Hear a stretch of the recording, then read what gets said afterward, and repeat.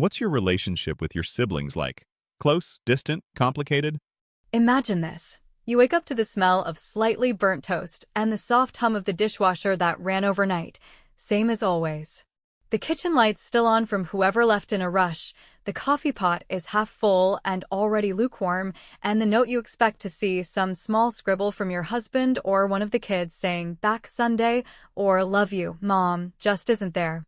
You stand there in that empty kitchen, still in your robe, watching the morning light come through the blinds, holding a chipped mug with a cartoon chicken on it, trying to convince yourself that this is normal, that this is just another quiet Saturday in a long line of quiet Saturdays. But then, as the caffeine kicks in and your brain flicks on like a tired engine, you do what anyone else would do. You check your phone.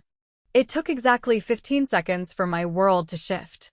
First came the notification, "Emily tagged you in a post," and I smiled, foolishly, thinking maybe it was one of those throwback posts she liked to share, some old photo from when the kids were small and I still felt needed.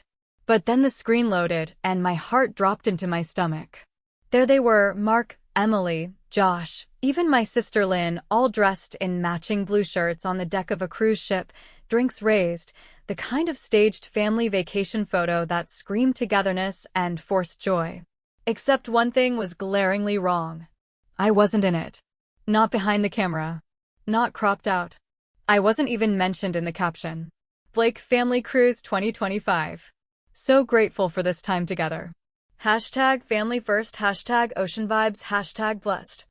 My first thought was that it had to be a mistake. Maybe it was a work retreat for Mark, and the kids had decided to surprise him. Maybe I had forgotten a conversation, but that's never happened before. Maybe I was losing my mind. But as I scrolled, post after post appeared, Emily and Lynn in big straw hats with spa robes on, Josh and his new wife Lisa doing shots at sunset, even Mark, who never smiles in photos, cheesing like a college kid. It wasn't just a cruise. It was the family vacation, the one we'd been planning for years but never had time or budget for. Except they had time now. And apparently, they had the budget too. The kicker wasn't that they left. The real punch in the gut was that they didn't even lie about it. They didn't hide it. They just posted it like I didn't exist. Like I was some ghost that used to live among them and now had faded into wallpaper. No tag. No mention. No "wish mom was here." Just filters, cocktails, and backhanded hashtags. It wasn't anger that hit me first. It was silence. A heavy, muffling kind of silence that wrapped around my chest and sat behind my eyes. I stood there for a long time, looking out the window over the sink, watching the neighbor's dog dig another hole in their yard, realizing I had nothing planned for the day except laundry and refilling the bird feeder. And suddenly, that felt insulting. For years, decades, really, I'd been the dependable one. I was the one who made sure everyone's birthdays had a cake, who remembered to mail Christmas cards, who packed snacks for road trips and kept track of prescription refill dates. I stitched this family together, silently and without asking for credit, and they paid me back with a tropical group selfie and radio silence. No one had called. No one had left a note. Mark had said something vague last week about being slammed with work, and Emily had ghosted me the past 2 Sundays when I asked if she was coming by. Josh was always distracted with his new marriage and his own brand of quiet selfishness. And Lynn, well, Lynn had always been the fun one, the spontaneous one, the one who drank just a little too much and laughed just a little too loud and always showed up late but somehow still got the warmest hugs. But even she didn't text me. And now she was poolside with my children, sipping something with a flower in it while I was standing in mismatched socks wondering how long it takes to become invisible to your own blood. I didn't cry. I wish I had. I wish I'd screamed or thrown my mug at the wall or sent a flurry of angry texts demanding answers. But I didn't. Instead, I walked upstairs, sat on the edge of the bed, and stared at my reflection in the mirror for a long time. I looked older than I remembered. Tired. My roots were showing. The skin under my eyes had started to sag. There was a weird freckle on my neck I hadn't noticed before. I looked like someone who'd been forgotten for a while and only just realized it. And in that moment, something inside me clicked. Not broke, clicked. Like a gear shifting into place. I stood up, walked to the closet, and pulled out the suitcase I'd bought 3 years ago during a Memorial Day sale. Still had the tag on it. I started packing. Not just clothes. I packed papers, documents, my passport, my birth certificate, my nursing license, even though I hadn't worked in almost 2 years. I dug through drawers, through the little fireproof safe in the hallway, collecting things that no one else in this house knew the value of: old savings bonds from my father, a backup flash drive, a lockbox key, a prepaid cell phone I'd bought for emergencies and never used. I didn't know where I was going, not yet, but I knew I wasn't staying. I went online and checked our bank accounts. Mark had set most things to joint access years ago. I'd always handled the taxes, the mortgage, the boring admin stuff he couldn't be bothered with. I'd been his secretary, his cleaner, his therapist. But I was also smart. I'd set up a separate account in my name years ago when he got caught texting his secretary late at night and blamed it on office miscommunication. I never confronted him. I just started preparing. By the time evening rolled around, I had everything I needed packed in one red suitcase and a plain black tote bag. I left the dishwasher running, something about that felt necessary, like a final goodbye to the routine. I sat down on the couch with the lights off and waited until the street outside was quiet. Then I opened my laptop and bought a one-way ticket to a city I hadn't been to in 20 years. One with mountains and cold air and no beach photos in sight. They say revenge is a dish best served cold. But mine?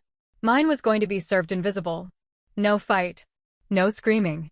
Just absence. Let them come home to an empty house and silence. Let them wonder. Let them explain my absence the way they explained theirs, by pretending it never happened. And as I zipped my suitcase shut and turned off the last light in the house, I smiled to myself and whispered, "Let's see how they like being left behind." I didn't leave that night because I was scared, and I didn't stay because I was uncertain. I simply sat in the quiet, inside the small hum of that empty house, letting every hour of silence wrap itself around me like a heavy coat, not unpleasant, just thick with finality. When you've spent your life waiting for people to notice you, to care enough to check in or ask how your day was without expecting a task in return, you become too familiar with stillness, and in some bitter, ridiculous way, it starts to feel like home. That Saturday night, I didn't cry. I didn't drink. I didn't even scroll anymore. I just listened to the dishwasher stop, the ice maker clink, and the wind outside the kitchen window tapping against the glass like it, too, was wondering if I really had it in me to do what I'd always sworn I never would: walk away. By the time the sun rose the next morning, I had already repacked my suitcase twice, narrowing it down to what I needed and what I couldn't replace. I left behind the sentimental clutter, the best mom ever mugs, the birthday cards with signatures but no real words, the framed photo from a cruise I'd never been on, gifted to me as a joke last Christmas after Mark had gone without me for business. What I took instead were practical things, the pieces of myself I'd stored away over the years, like backup batteries, small and powerful when needed. My nursing credentials, still valid in half the country, though long unused. The key to the P.O. box I'd maintained quietly under my maiden name for years. The prepaid debit cards I'd funded with grocery money and holiday bonuses, the ones they never noticed because they never asked. I dressed simply, jeans, sweater, walking shoes. No jewelry, nothing traceable. I wore no makeup. Not out of drama or symbolism, but because I no longer felt like being presentable for a world that never paused to look at me anyway. I made coffee, but didn't drink it. I folded the towels in the dryer, not because I cared, but because I knew it would bother Mark more to come home to nothing missing but me, and everything else tidied and complete, as if I had simply stepped out of the picture and closed the book behind me. At exactly 10:38, I walked out of the front door and locked it with the spare key I never told anyone existed, then slid it into the mailbox for them to find, assuming they remembered how mail worked. I didn't leave a note, not out of cruelty, but because I didn't believe any of them would have read it without looking for the blame inside it. And I wasn't offering blame, I was offering silence, which is more terrifying than any accusation. The cab driver was young, too young to care about my face or my eyes or whether I looked like a woman running from something. He kept the radio on and asked no questions, which I appreciated more than I thought I would. When we arrived at the station, I handed him a generous tip, partly because I'd always been raised to be polite, and partly because it was probably the last time anyone would see me as generous for a long time. I purchased my ticket under my legal name, my own name, not Mark's, and boarded the northbound train just as the sun shifted angles and hit my seat with that golden light people always photograph but rarely appreciate. I didn't look back. There was nothing behind me worth looking at. My phone was off and stashed at the bottom of my bag. I wouldn't need it where I was going, not really. The prepaid one was charged, hidden in my jacket pocket, and already programmed with just 2 numbers, my lawyer, and the private mailbox service I'd arranged 2 years ago, just in case. Back then, it had felt paranoid. Now, it felt like prophecy. On the train, I watched fields and towns slip past the window like a slideshow of someone else's memories. I didn't feel sad. I felt clear. There was a moment, somewhere between cities, when I opened my bag and took out the old Polaroid of my father, the only family photo I kept not because he was perfect, but because he was the only one who ever asked me what I wanted to do when I grew up. I remember, even as a little girl, I told him I wanted to be invisible, not in the superpower sense, but in the way that meant no one would bother me, no one would expect anything from me, and I could just watch. I didn't know then that invisibility was a curse you grew into if you stood still long enough. When I arrived in Asheville, it was raining lightly, the kind of rain that didn't soak you, but settled on your skin like a warning. I liked it immediately. I took a shuttle to a rental cabin on the edge of a wooded ridge, small but well-kept, owned by an older couple who lived nearby but traveled often. I'd paid cash in advance for a 3-week stay, with the option to extend. They never asked why. People rarely ask middle-aged women much of anything unless we're holding a tray or a diaper bag. That anonymity now worked in my favor. The cabin smelled of cedar and wood polish. There were 3 windows, a fireplace, and spotty cell reception, which I took as a blessing. I unpacked slowly, methodically. First clothes, then documents, then the single photo. I didn't turn on the TV. I didn't open my laptop. Instead, I made tea and sat on the floor beside the fireplace, knees pulled to my chest like I hadn't done since college, back before I had responsibilities and people who forgot I was a person. I didn't feel triumphant. I felt open, like a blank page someone had stopped scribbling on. I had no plan beyond the next day, which felt both terrifying and beautiful. I didn't know how to rebuild from nothing, but I knew I wouldn't do it the same way I built before, out of other people's needs, other people's chaos. I had nothing now but my name, my wits, and the silence I'd chosen. And silence, I was learning, was louder than any scream. Have you ever been the one they forgot? The one they left off the list? The one they assumed would always be there no matter what? I ask you, whoever you are, listening to this with your morning coffee or driving home after work, what would you do if you realized that the people closest to you had written you out of their story? Would you fight to be let back in? Would you scream or beg or hope they noticed? Or would you, like me, finally understand that your absence might be the only thing loud enough to make them hear? That night, as the wind pressed against the windows and the cabin lights flickered once, I lay awake and stared at the wooden ceiling. No television, no music, no sound but the trees outside. I wasn't waiting anymore. I wasn't hoping. I wasn't regretting. I was just beginning.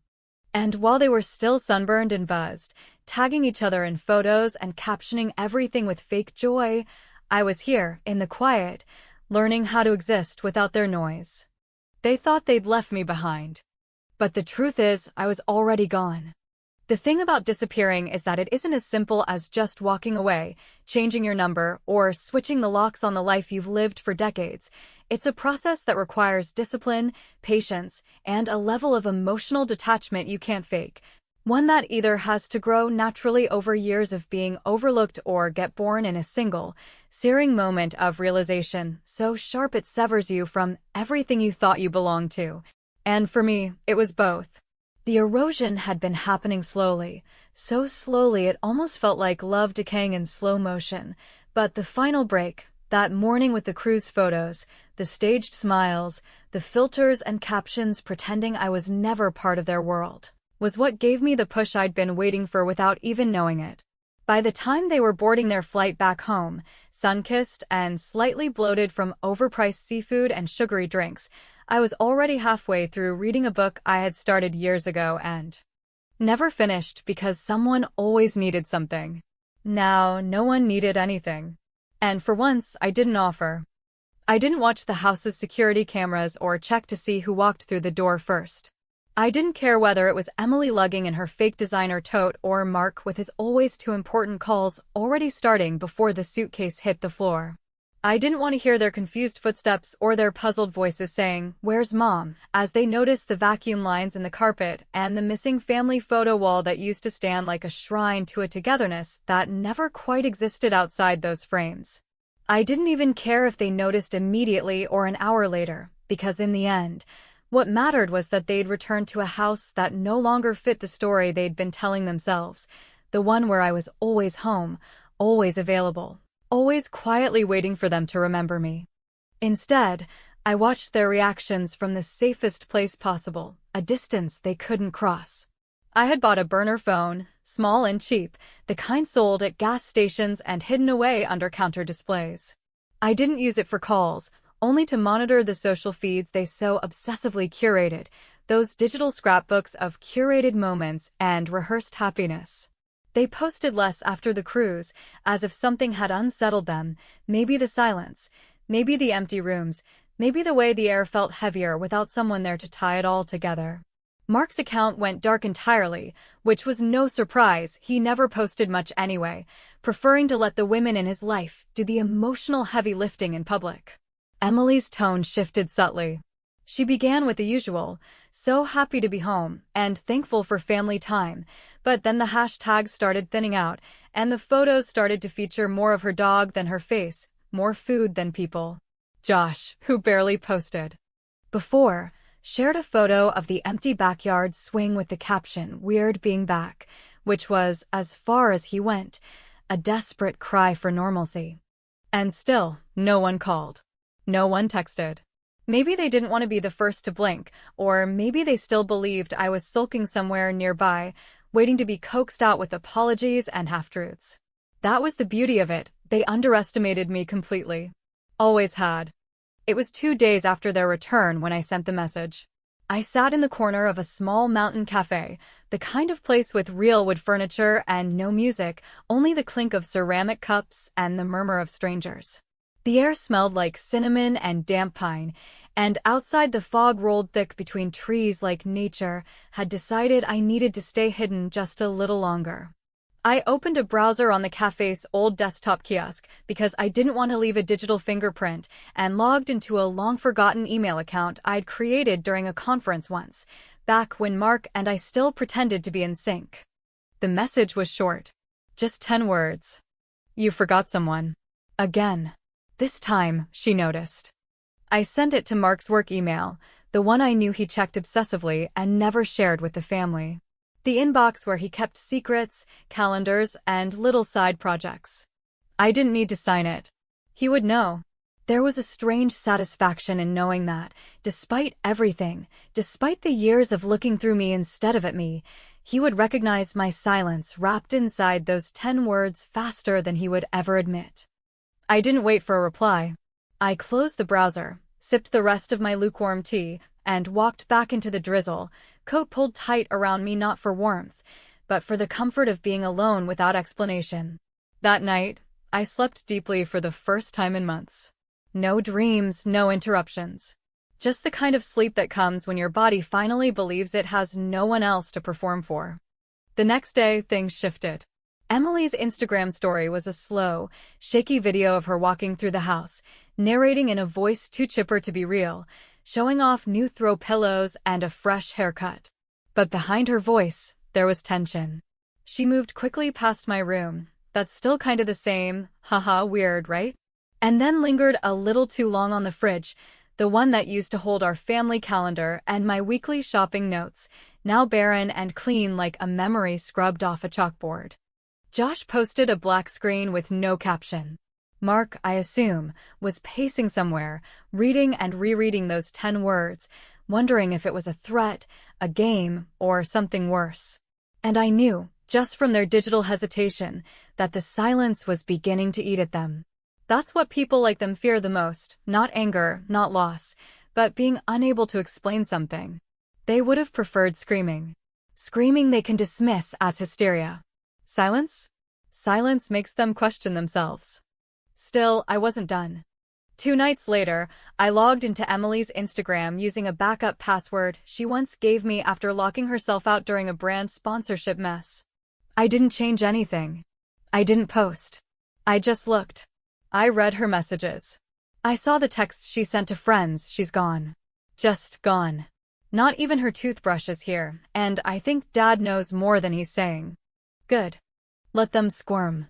Let them sit together in that fancy kitchen, surrounded by all their curated lives, whispering half-accusations and pretending not to wonder which one of them broke me first. Let them feel my absence like a slow leak in their carefully constructed boat. Because I wasn't finished unraveling the threads. And the next pull would come quietly, but leave a mark that none of them could clean up.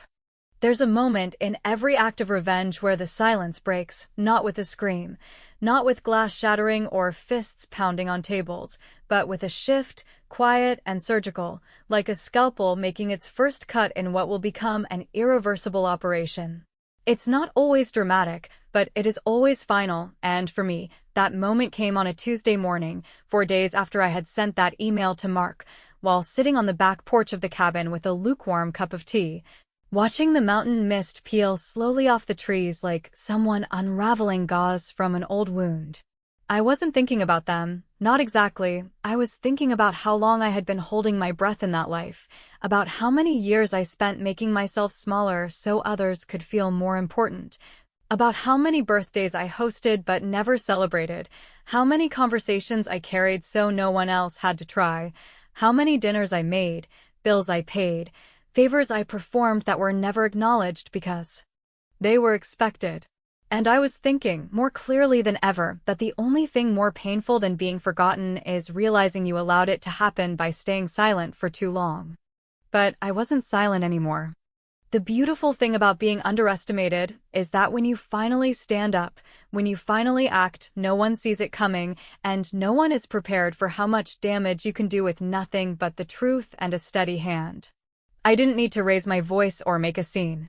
I had already begun quietly taking apart the foundation of their world, brick by invisible brick, and by the time they noticed the cracks, it would be far too late to reinforce the walls. The email was only the beginning. What Mark never knew, what none of them knew, is that for the last 5 years, I had been keeping records. Not out of spite or paranoia, but out of necessity. Because somewhere deep inside, even when I still loved him, even when I still believed in us, I always knew that he loved the version of me who served him, not the woman herself. I knew that if the time ever came when I stopped being useful, he would let me fall away without a second thought, and so I quietly, meticulously prepared for that day. I saved emails.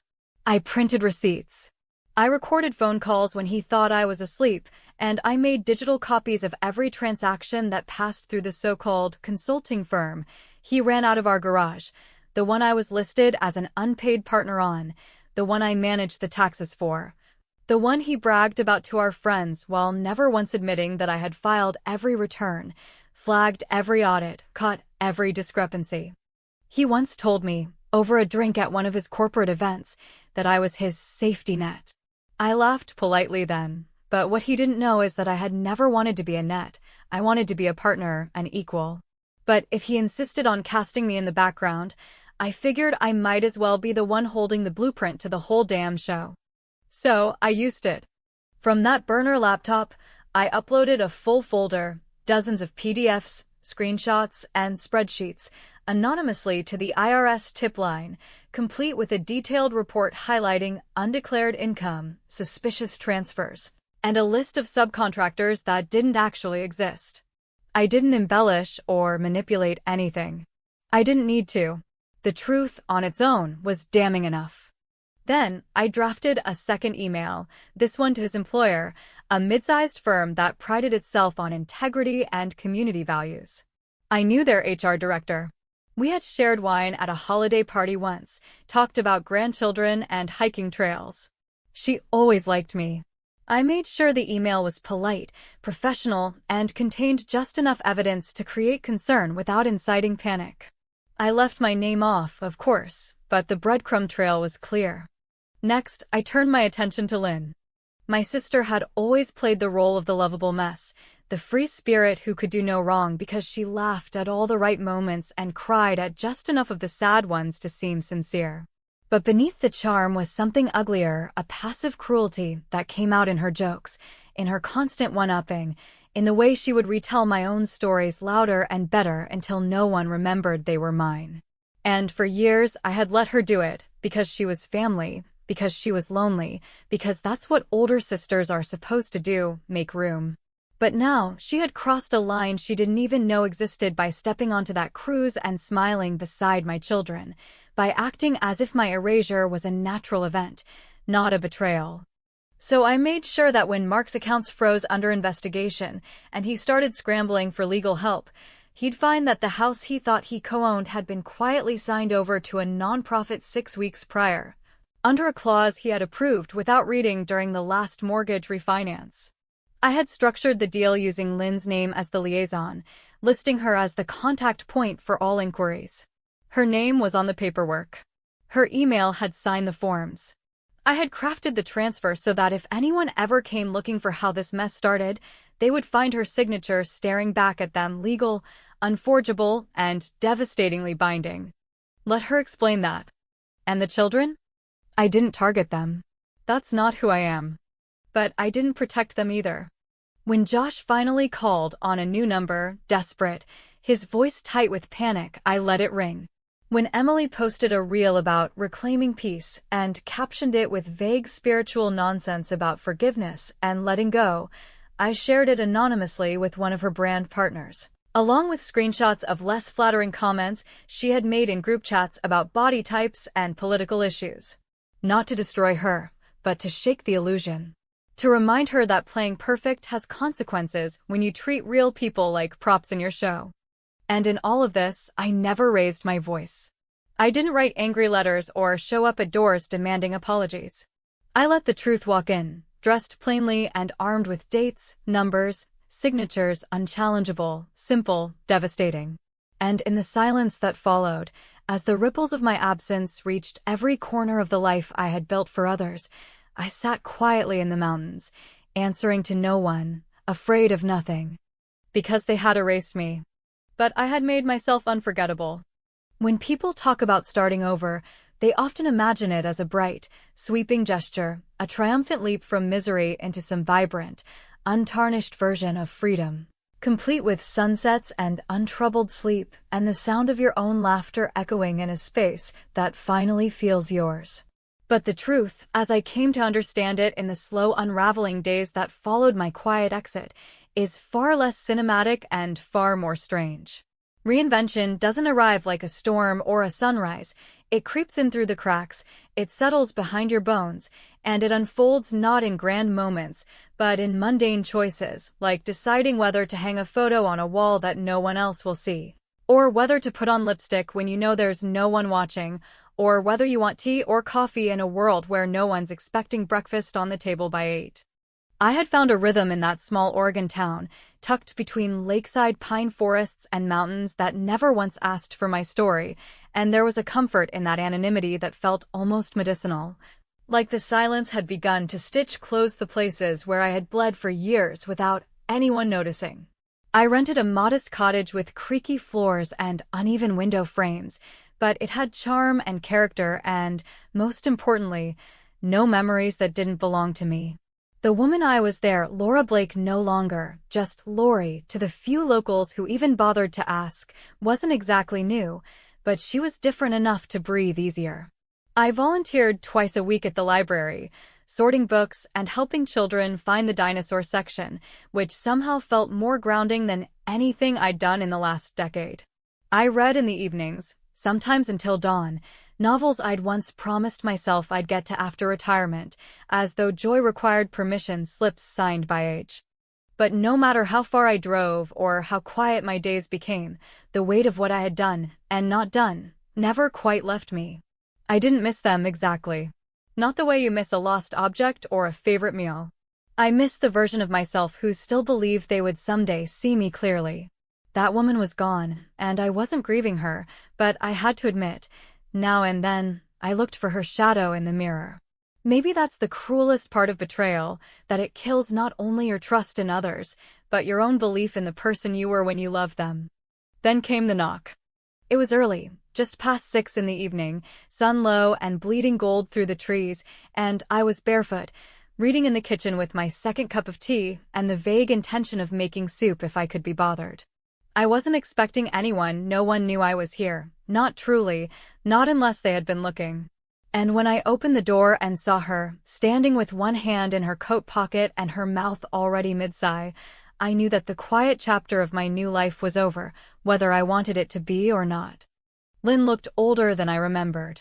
Not old in the usual way, not wrinkled or hunched or suddenly gray, but worn in a way that made it clear she hadn't been sleeping right.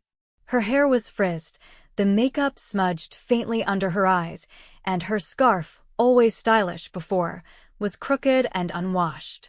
For a long moment, neither of us spoke. The air between us held too many unfinished sentences.